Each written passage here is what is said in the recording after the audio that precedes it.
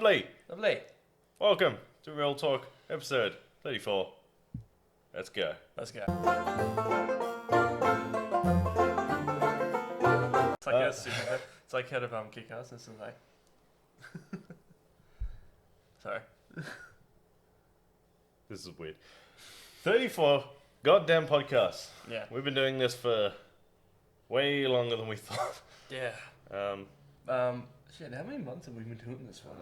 Not quite 12 months. Trust me, when we hit 12 months, you'll be hearing about it. Yeah. True. Shit. A couple things we've run through this week. He says, like a business meeting. There are a few trailers dropped this week. We have varying different opinions on the subject. Scooby-Doo. Yeah. They just called it Scoob, which I hate because it's not. It's Scooby-Doo. I like it. Say it. Say Scooby-Doo. Scooby-Doo. Exactly. It's not that fucking hard, is it? Yeah, but I do like Scoob. I liked how I thought it was fun. I thought it was cool. I thought it was a refreshing way to look at Scooby-Doo. I like to know the origin story. Why in 2019 do we need an origin story for a character that's 50 years old?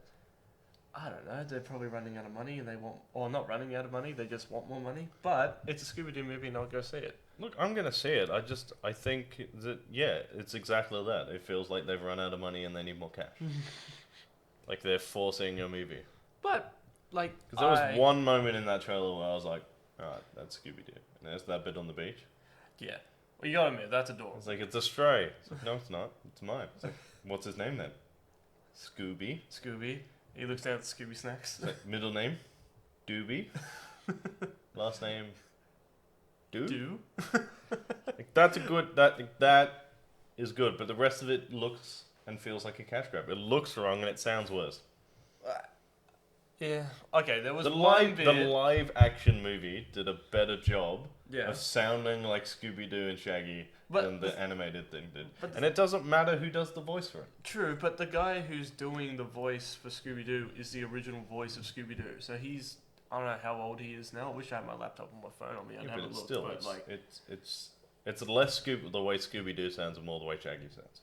It doesn't sound like Shaggy. Okay. At all. Shaggy, I'm not a huge fan of how Shaggy sounds, but the rest of it... Shaggy is easily 40% of the reason you watch Scooby-Doo. I'm more of like... I watch Scooby-Doo mainly for... Scooby-Doo. For Scooby-Doo. It's 50% Scooby-Doo, 40% Shaggy, and 10% the rest of those other assholes. Yeah, pretty much. But I do like 9% Scrappy-Doo, 1% the other bastards. I love Scrappy-Doo. Scrappy-Doo I really hope that they character. bring Scrappy-Doo into this movie. Yeah, after last time they did such a fantastic job. Actually, I was always wondering about that. I don't understand why they made Scrappy a cult leader. Because they needed to have a twist at the end, I guess. But apparently Rowan Atkinson wasn't good enough. But that just doesn't make any sense. But he's part of the mystery gang, isn't he? He's part of the... Yeah, I don't know why... Or he's Scooby's nephew. I think he ended up as a... fans didn't like him towards the end of the cartoon run. So they made him a cult leader. And they were fans were like, oh, he's annoying, and nobody likes him, and then so they made him a villain. I guess there was a reason for it. It was just not a good one. But I mean, you could have gone a completely different route for that. You could have made him a redeemable character. You could have made him he's helping out Rowan Atkinson, and he thinks he's doing the right thing. He's getting back at Scoob because he wants to be on top. He wants to be the top dog, quite literally. And you suck. And then at the end of it, he's like, I made a mistake. Guys, can you forgive me? Of course we can, Scrappy. Now let's go get Rowan Atkinson. Let's go, bitch slap Mr. Bean. Let's remake Scooby. He's Mr. Bean. I forgot that there was a wrestler in that movie. Yeah, villain is Mr. Bean.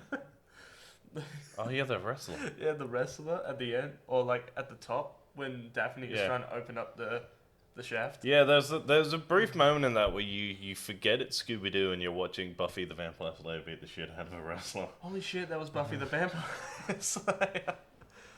Oh my god, I can't believe... Actually, yeah, that makes sense. Yeah. It does, doesn't it? Holy shit, it was Buffy the Vampire Slayer. I didn't even realise.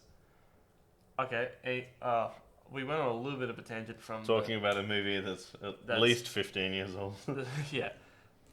Going back to what we were talking about, I really like the Scooby-Doo trailer, like the Scoob trailer. I thought it was adorable, and I watched it and I'm like, I'll watch this. I'm gonna watch the shit out of this. I'll happily sit in the movie by myself and watch Scoob. You're gonna have to. Bullshit, you're coming with me. Yeah, I'm gonna have to watch it too. Yeah, the other trailer that came out was the new Sonic trailer, which looks better and still garbage. Hot garbage. Look, it looks a lot better. You're right, but it's still hot garbage. I am optimistic. I do like Mr. Robotnik. I like Jim Carrey. Maybe it was just that line from the trailer. It's just like, I was wondering if you wanted a coffee. Of course I want a coffee. I love the way you make them. Yeah. Like, I am happy that they listen to the fans and they listen to like the fan backlash. Of the fan backlash. It wasn't even backlash. It was just like, how could you? Oh no, it was backlash. Like that is the definition of backlash. We exploded. Like I saw a thing the other day. And we it was being like, the internet. It was like, is it Warner Brothers or is it somebody else? I think it's Warner Brothers. Yeah, where they're doing such a great job at the moment. But like, it's just like we finally got the fans and we've listened to the fans and we fixed Sonic for you guys, and it was just a comment at the bottom saying, "Still can't believe all of you guys cyberbullied an entire studio for what you wanted." We pretty much did. We definitely we were part of that. It looked like complete trash. Oh yeah, it didn't look like Sonic at all, and now they fixed it, and now it looks like another trash Sonic movie. Well, it looks like Sonic, but you can only do so much with the character. There's not really much to the character. He just runs really fast. He's basically just the Flash. Yeah. But without a rogues gallery. Yeah. But like, I'm optimistic for the movie. I like Jim Carrey. Haven't seen Jim Carrey in anything in a while. I'm looking forward to how they use him. I don't know. When the first trailer came out, it looked like a really bad buddy cop movie between an alien. Yeah, it does look like a buddy movie, and I don't think we need that. I just hope that they don't make it like like the human and the alien, and Sonic is the smart. Like Sonic is like, the wisecracking smart alien, is the wisecracking alien, and the human is like everything just happens, and he just goes along for the ride, pretty much. You know that's 100% what it's going to be, right? Yeah, I know, and I don't want it to. You've seen the trailer. That's exactly what it is. And then they're going to become friends by the end. They even say it's literally going to follow the exact same thing as every other children's buddy movie ever. Yeah. He's gonna have the Sonic dude thrust upon him. He's gonna be forced to go away. They're gonna hate each other for like half the movie. Then they're gonna become friends. Yeah. Then Sonic is gonna get really, really hurt. Yeah. And then he's gonna come back and save him. Yeah. There you go. Now you don't have to go and watch that shit movie. That is it. I've just given you the plot and I've seen 3 minutes of it. I mean, you say we don't have to go watch it, but we do. No, we have to go watch it. We have to go watch it. It's our job. Like they get to watch this podcast where I explain what happened, and then our review where I get to go, I was right, 1 star. Like we Sorry, get to one take, ring. You get 1 ring. 1 ring. Let's rule them all. We get to take a bullet for everybody. Yeah. Yay. Yay. Whoopee. We talk about something else now. Yes. What else is there to talk about? Something else that is happier. Star Wars. I played Star Wars. The Jedi Fallen Order. I finished it literally 5 minutes before this podcast started. It was the greatest thing to ever happen. Yeah, it was pretty good. I fucking loved it. It was difficult and challenging, but satisfying. It had a really good story. Yeah. It made the Force feel... Basically everything you put in your 5 things that Jedi Fallen Order needs to do, it did that. It was just... The story was great. It felt smooth. At no point did I feel like I was like just repeating the same tricks. You unlock abilities at like the perfect pace. It's like just as you sort of get used to using a certain set of moves, you upgrade and you get another one which is just as useful. Yeah. Like, because you start off with 1 force power. Yeah. Which is the force freeze you see from like the demos and obviously Force Awakens, Kylo uses it. And then just as you get used to using that in fights and for solving puzzles, you unlock Force Push. Yeah. Which is hilarious sometimes. There's a few times where I've like been fighting on like a tree branch with a really hard like enemy, and I've just cracked the shits and just gone, yeah, and just pushed him off a tree. It is one of those things that's like because there's no fast travel in the game. No. Like if you've got to travel somewhere, you've got to go through the entire not planet, but you got to go through the entire map to get to where you got to go. And if you come up against a really strong opponent, and if you're near a ledge, I'm not going to fight you. I'm just going to push you off the ledge. Yeah. It is a little bit cheaper that if you push an enemy off the ledge with full health and they die, you get the same amount of XP as if you'd spend 5 minutes battling them with your lightsaber. They're just like, yeah. Because there's a few dotted around, you get these few like mini bosses. They're like bounty hunter people. It's not... I'm not going to spoil it for you, but you get like dotted around, they just show up and you have to fight them.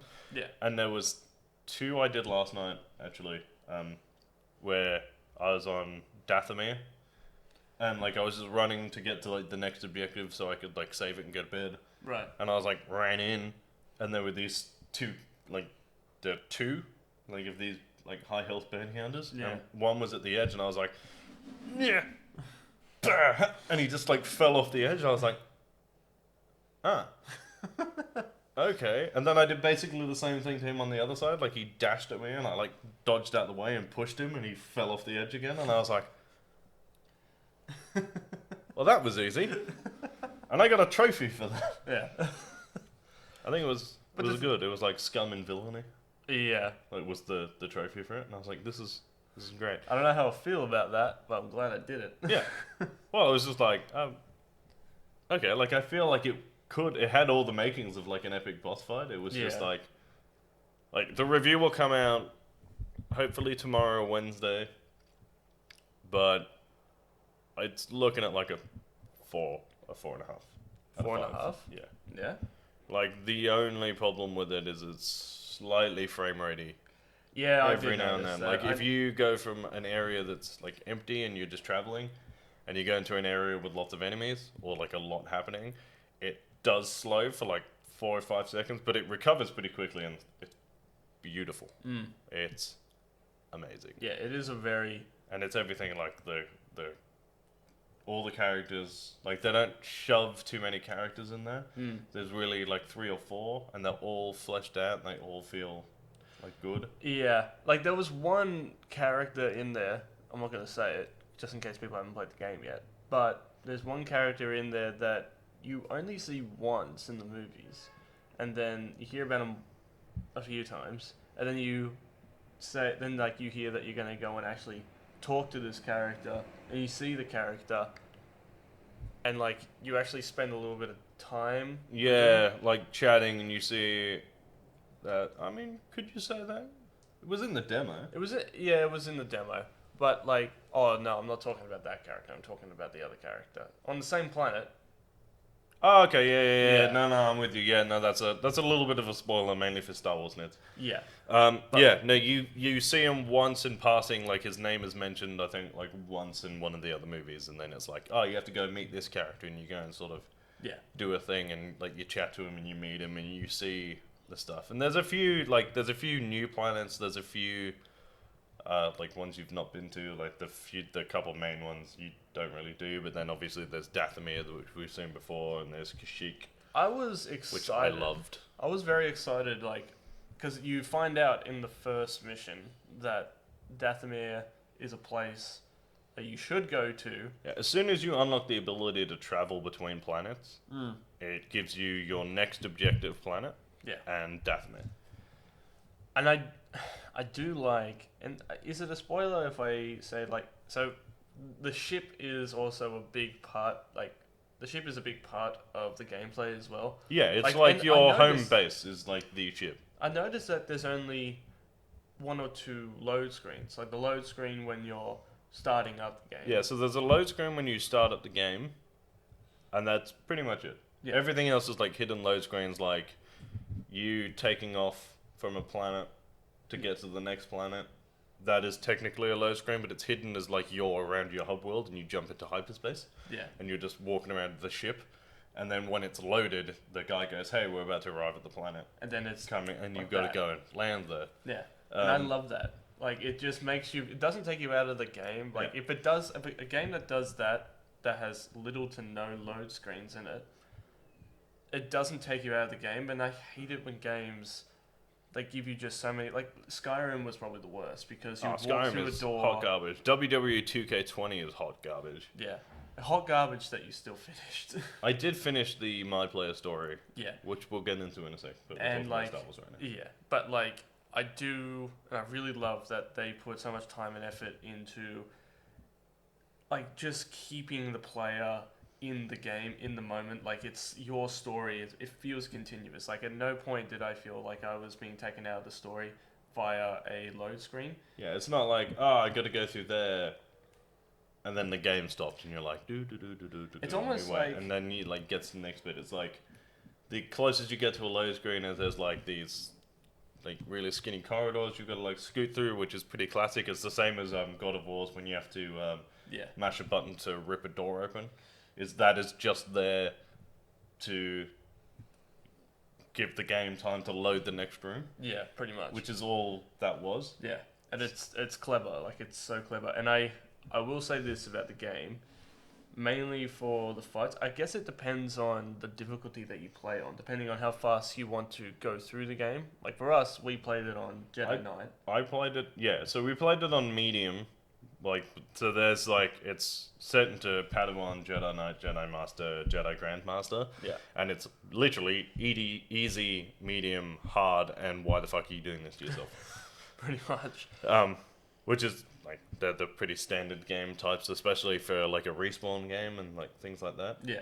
But like, depending on how fast you want to get through the game, we played it on Jedi Knight, and it wasn't like going through playing through the planets.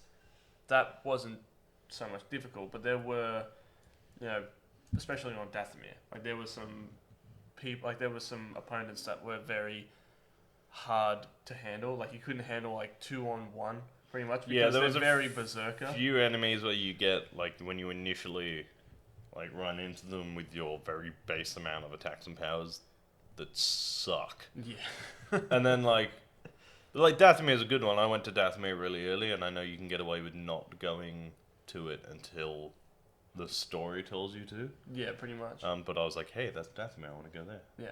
So I did.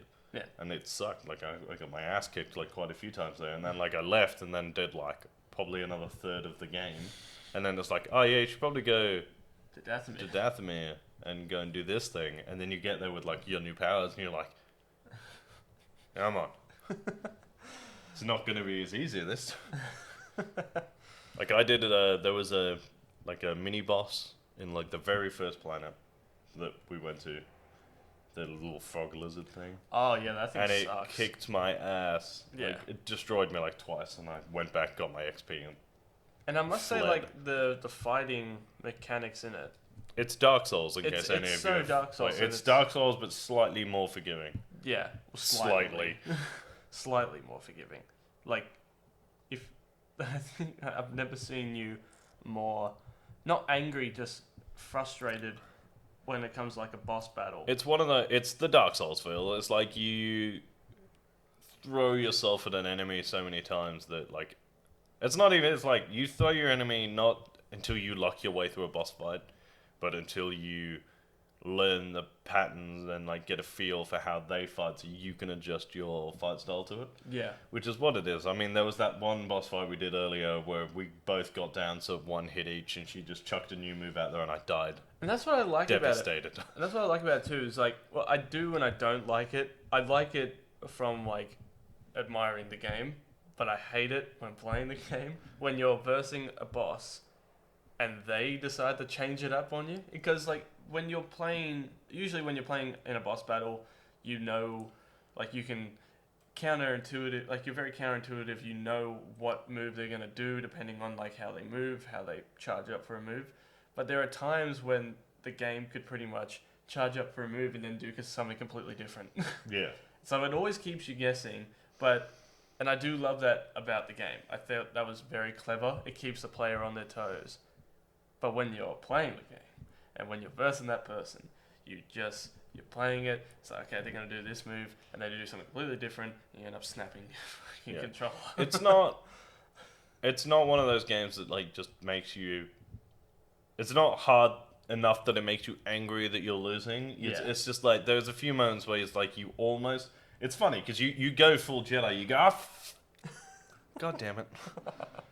Which has probably been my most uttered phrase over the last sort of 3 days playing that game, because you just go up against like certain people and they just get you at the wrong moment, or you just like, you like dodge instead of, like, there was one where it's like, they did a slam move and I dodged instead of jumped. Yeah. And it just knocked me over and that was it. And I just died and I was like, that's the thing completely my fault. But that's the thing too, like with the controls, like the battle mechanics, like to dodge, you have to take your finger off the block button. Yeah, so you sort of hold L1 to block. Yeah. And you press circle to dodge. Yeah.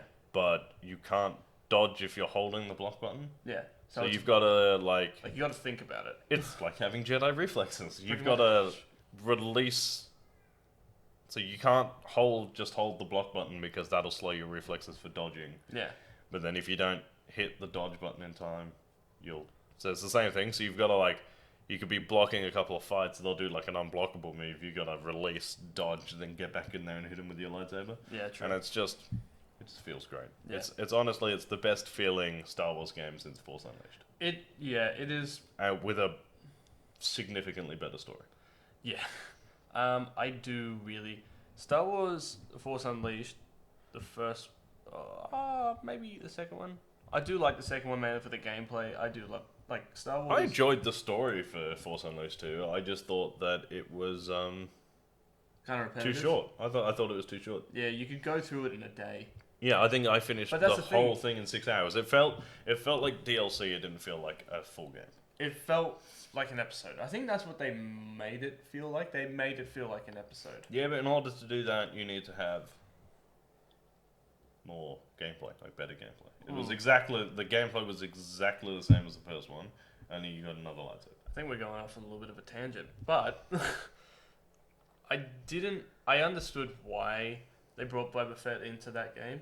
Like Darth Vader, like the Empire hired him as a bounty hunter to hunt down this clone that has escaped, which you never really find out if he is a clone, because they... Wasn't that DLC?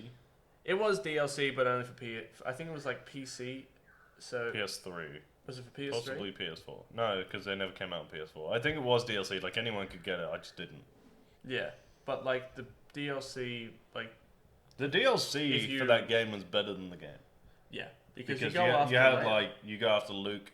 You go after Luke. No, that's the first one. Oh, yeah, no. So the first one you go after Luke, you turn Luke to the dark side. Yeah, or you could kill him.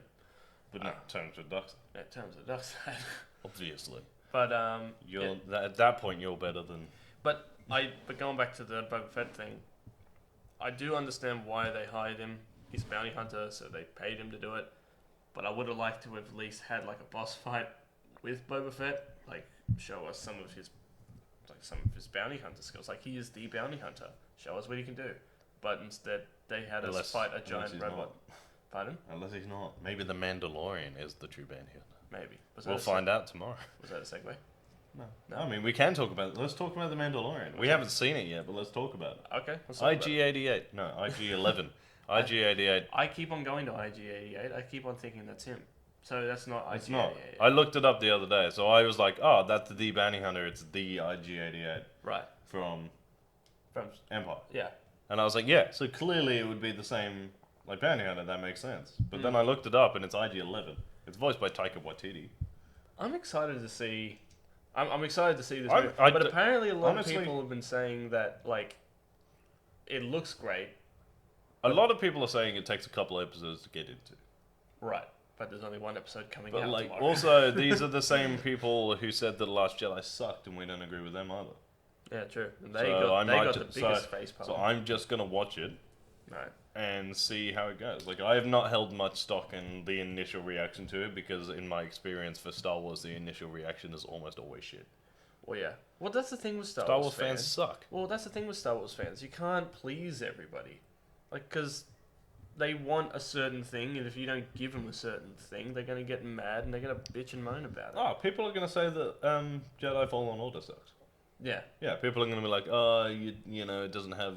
It's too Dark Souls. The combat's not as easy as Force Unleashed. Yeah, and it's like, oh, why does he have this? And why can he use Force Freeze, but we've never seen anyone but Kylo do it? Like, blah, blah, blah, blah, blah, blah, blah, blah, blah. It's like, because you can. Yeah. Because Star Wars is no fun if everything that can happen in Star Wars has already happened. Yeah. Like, because...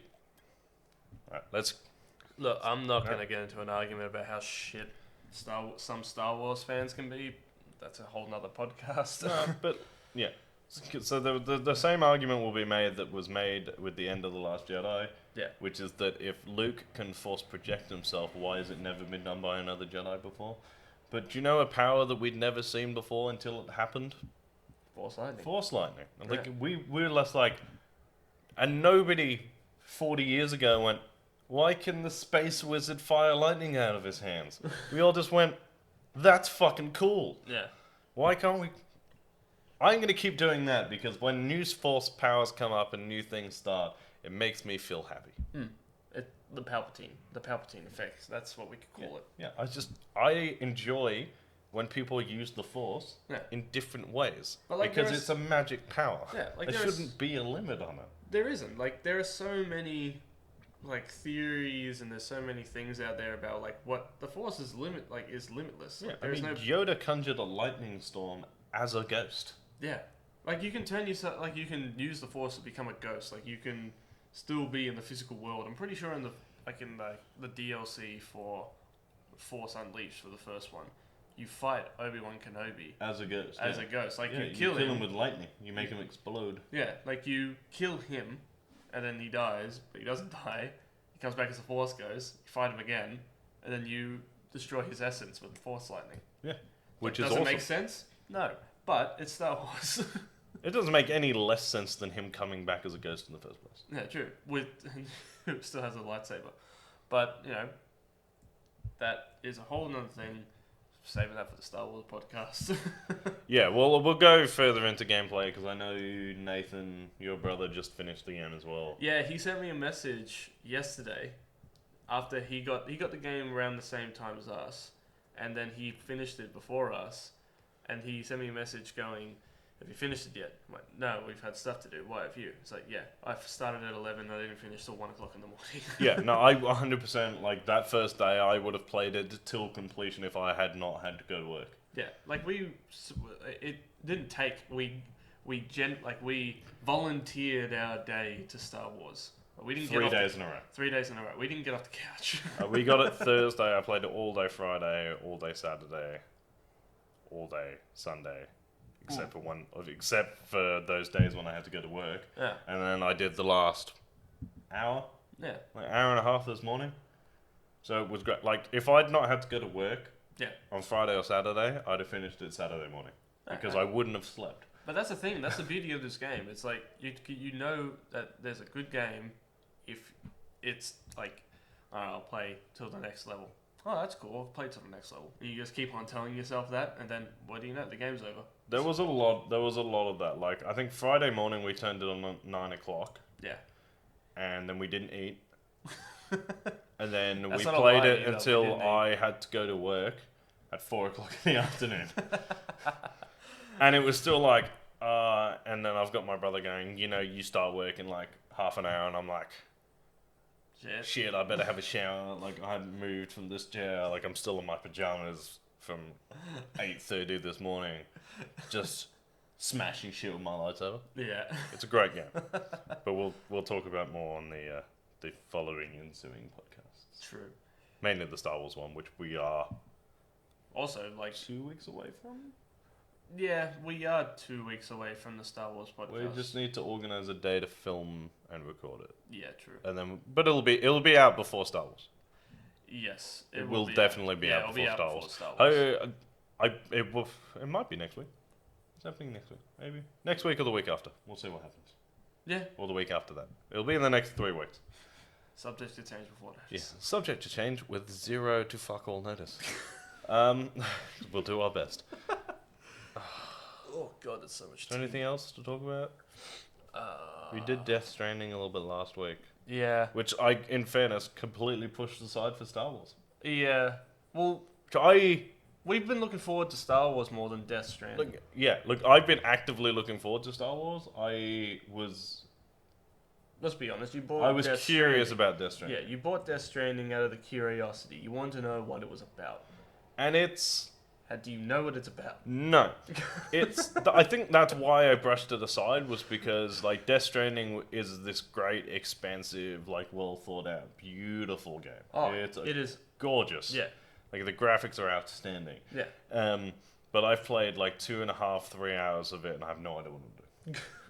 Basically, as far as I'm concerned, it's like, pick this up, carry it to over there, it is fun when you're doing it. Yeah. And you're like, got to actually be smart it doesn't feel tedious, and you've got to, like, put some thought into it. Yeah. But then I turned Star Wars on, it was like, this is who you are, this is what you're going to do, and then excitement will happen along the way. And I was like, yeah, okay, I'm going to play Star Wars. Like, yeah, true. I do enjoy it, and I get what people are saying, and they are saying that it's like, there's like 4.5, 5-star game, and it is, like, mechanically and fundamentally it's great. The story is good, but it's just confusing. I don't take enjoyment in sitting there playing a game and spending 4 hours doing stuff going, but why am I doing it? Yeah. Well, basically, from what I can tell from it so far, is that you're a postman. You're a courier. They actually call you a courier once in the game. They're like, you're a courier. I remember back in my day when all of this stuff didn't happen and you guys were just postmen.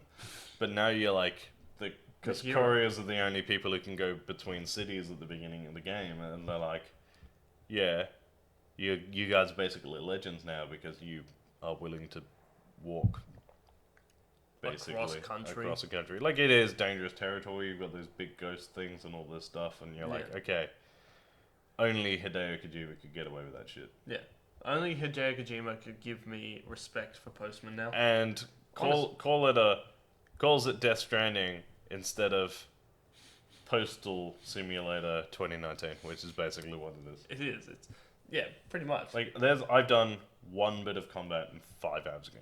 Well, that's the thing too. The combat in Death Stranding, because the whole point of it. Apparently, I did get guns later on. You do get guns, and I guess it's been out for how long now? Like 2 weeks. 2 weeks. The 3rd week it's been out. Look, if you haven't played it by now, basically the whole point of Death Stranding is that there are these, like, those big. What I can get from it is that those big ghosts. BTs. They call them BTs. I'm pretty sure it stands for Bridge Titan. So those BTs. If you actually know what BT stands for, can you leave it in the comments? Because I've not got a clue. Yeah. So those BTs are dead people who weren't cremated in time. Yeah, so they sort of say that there's like this. They say that there's like an explosion, and like they say that the worlds of the living and the dead were combined, and now they sort of say that if you die and your body is not incinerated, your body goes. They call it necrotic, and it blows up, and you turn into one of those things.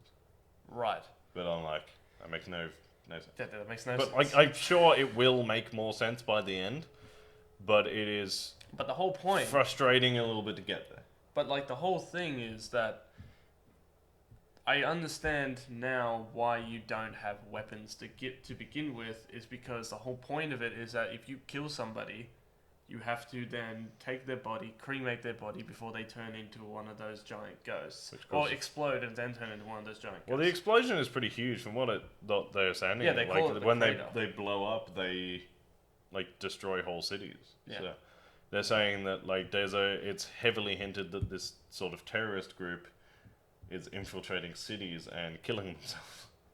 Right. And then, like, if they don't find the body and incinerate it in time, it blows them and destroys cities. I'm trying to remember what they're called. I remember what they're called. It's a bad name. It's such a bad name. What was the name of it? Homo Demons. Oh, that's right. Homo Demons. Yeah. Yeah. I totally didn't make a gay joke. Like, it's not. Is it a gay joke? It's not a gay joke. I think it's like Homo erectus or something. No, it is. I made the gay joke. Oh. But you got to think, it's like Hideo Kojima was sitting there and it's like, I need a name for these, you know. It sounds honestly, it sounds like a bad joke that would come out of Dante. Yeah. Like the games. Yeah. Because it's like, I'm a demon. It's like, you're a homo demon. That's a good name for a terrorist group. That's a great name for a terrorist group. Let's slap some skull masks on that bitch. No, look, it is a good game. I take the piss out of it. I think that maybe I will play a little bit more of it and see how it goes. Yeah. I think maybe people have overhyped it. I think... And that maybe the thing is, it was supposed to come people are confused and it's Hideo Kojima and therefore assuming that it is the greatest thing ever, and actually it's not. So far, from what I played this year, Jedi Fallen Order is Game of the Year. Yeah, it's up there. It's up there with Game of the Year. It won't get Game of the Year? No. Death Stranding... Okay, so Death Stranding will get Game of the Year. Yeah. Like, there is no, like, it's gonna get Game of the Year. I don't think it deserves it.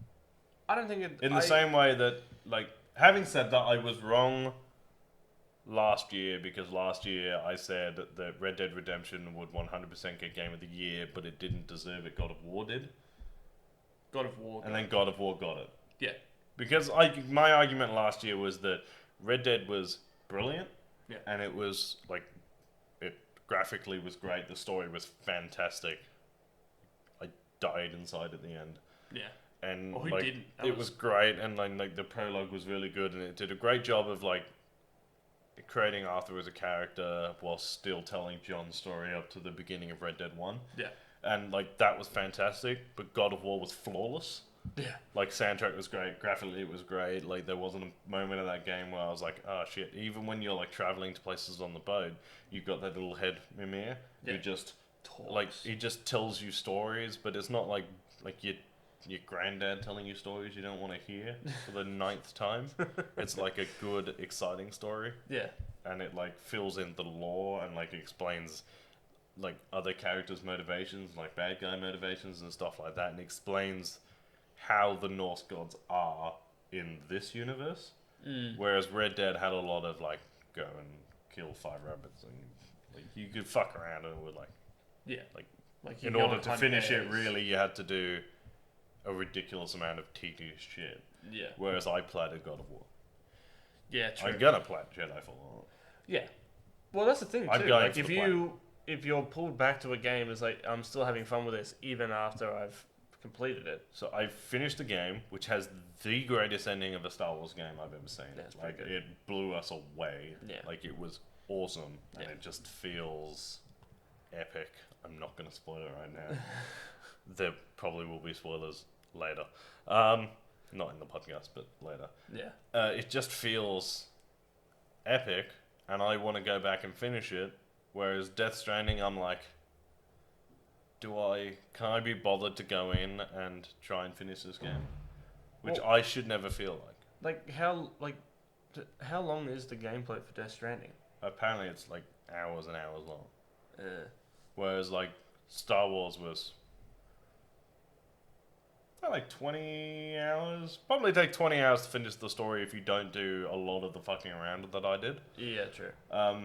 Which is a pretty reasonable length for a game. I think to finish it 100% probably take me 40 to 60. Yeah.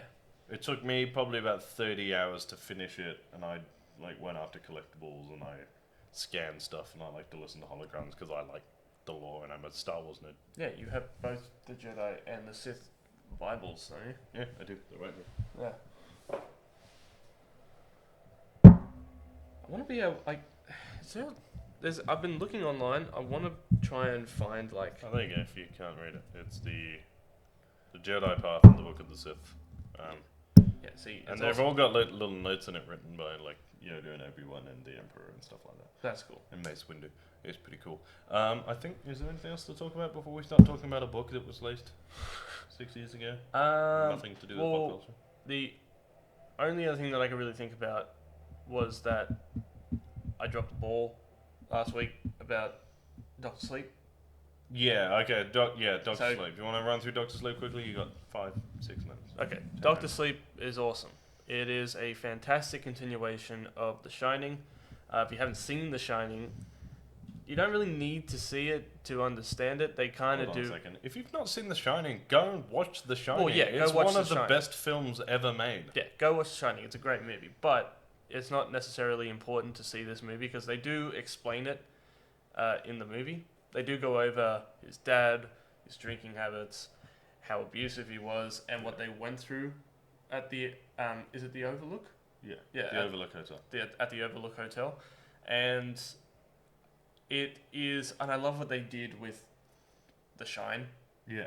and I love what they did with the power that they have. You've not read the Doctor Sleep book. No, but I've Does it heard. feel like it's a good adaptation? Because Yeah. like you've not read it either, but you can sort of watch that, and it feels like a good. Yeah, it feels like they. Because you said coming out of it, chapter 2, you're like, I haven't read the book, but I feel like it was a good adaptation, and I've read the book, and it was. Yeah. Well, it just seems like. Doctor Sleep is Stephen King is on a roll lately. Yeah, no, like the guy who writes great books, and he's finding good people. He's finding great directors to make these movies. But like Do you think they'll remake Cujo? Cujo. Yeah. And the Two Strings. Cujo's and the giant. Was Cujo? Cujo? I'm pretty sure it was Cujo. It was a giant demonic dog. Giant demonic dog. Is that the one when the dog gets rabies? Possibly, yeah. Maybe. I thought they already did that. Or they did it a while ago. Ages Ages ago. Saying, while you're remaking great Stephen King movies. That and... I can't remember what the thing was called. Is it about the writer who has his ankles broken? Nah. Because that was a good movie. It was a good movie. No, the one about the killer car. I was like, well, we're doing it. You might as well make that because it was great. What, like Great. What's a great book? What, like Knight Rider? No, it's a killer car. It's a demonic. It's a car possessed by a demon. I can't remember what the car was called. Sweet. I It's mean, like Charlotte or something like I that. mean, only Stephen King could come up with something that ridiculous, Yeah, and it works. and it works. I mean, in fairness, he made an entire book about Pet Cemetery, where if you buried it, it would come back, but it would come back with rabies. So, right, true. which was a great film. Yeah, so, like that you think about it, he's had It, he's had Doctor Sleep, and he's had Pet Cemetery, and they've all been fantastic. Yeah. In the space of like 12 months. But going back to Doctor Sleep, someone did describe it as a love letter to both book and film. Yeah, I think someone described it as the perfect adaptation of a film and a love letter to The Shining. Yeah, and I could really feel that because in the book, in the first Shining book, the hotel burns, not freezes over. Yeah. And I think that was just like a difference of opinion between both writer and writer of the book and director of the movie. Yeah. Because Stephen King, like, even though he writes horror, he is a warm person, and he describes himself as like, I'm a warm person. I like to think of myself as a nice guy. That's why I wrote it. It's like, it's also a cleansing thing. It's like an evil hotel Cleansed by fire. cleansed by fire, and they mentioned that in the. It's been out for 2 weeks now. Go watch it. It's not a spoiler at this point. It pretty much is. The hotel at the end. You haven't seen it, have you? No, I've read the book. I know what happens. Yeah. So at the end. Because I know at the end of the book, they go to the burnt out hotel. Well, that's the thing. At the end, it's not burnt out. It's not burned out yet. They go back to wake it up because that place is worse than the people that are hunting them. So they go back. Well, it's dangerous for them because they have what the ghouls. Shining, yeah. They have what they want. But because this person who has been hunting or eating people's power for so long, for centuries, these things have been starving, and then they go to her and they literally rip her to shreds. Oh, awesome. And There's a little bit of a spot. and I do, sorry, That's but and I do love what they did with the hotel itself, because the hotel, it's almost like a character in itself. Yeah, I mean, it always was. And I do like they brought back all like these iconic ghosts, just like the guy, even the people like that, even the people that from the first Shining, like the ghost from the first Shining movie, even the guy who just goes, great party, and has blood on his face and holding up a drink, he comes back. The two twins, it's like, come play with us, Danny. They come back, and it makes it even more creepy because the hotel's been abandoned for God knows how many years, and everything's all decrepit. And here's what I loved most about it. When they go back to the hotel, there is no music.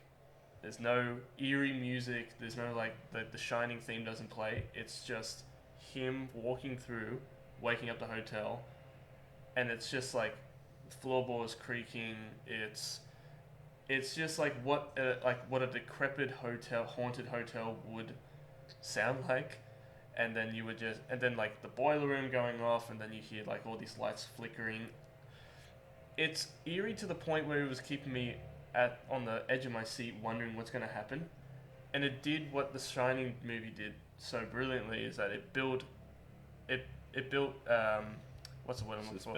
It built suspense so well, and then it paid it off so well. It's like they didn't use jump scares. Like, jump scares were in it, but like every scary movie has jump scares. But they use suspense, and they use like lack of sound, and they use high pitch sound and all that kind of stuff. There's so much stuff in it. I highly recommend, if you haven't seen it, go see it. And I'm sorry that it took me so long to get the review out. I dropped the ball, and I'm sorry. You're fired from... No, it's fine. But yeah, you can tell that I really like the movie. Okay, we'll call it there. I will eventually go and watch that. Charlie's Angels is out this week. I really want to go see that. Well, I don't want to go see that, but I want to get a review out for it. Yeah. And that's it. As always, guys, it's been an absolute pleasure. If you want to follow me on Twitter, I am at RubyByLurch. If you want to follow me, I am at JaredKiddo1. The Real Talk official Twitter page is at real_pop, REL_pop. Nice. And then Facebook and Instagram is Real Talk Pop Culture Discussions. YouTube is Real Talk Pop Culture Discussions. Yep. It has been a pleasure. Keep it real. Stay sexy.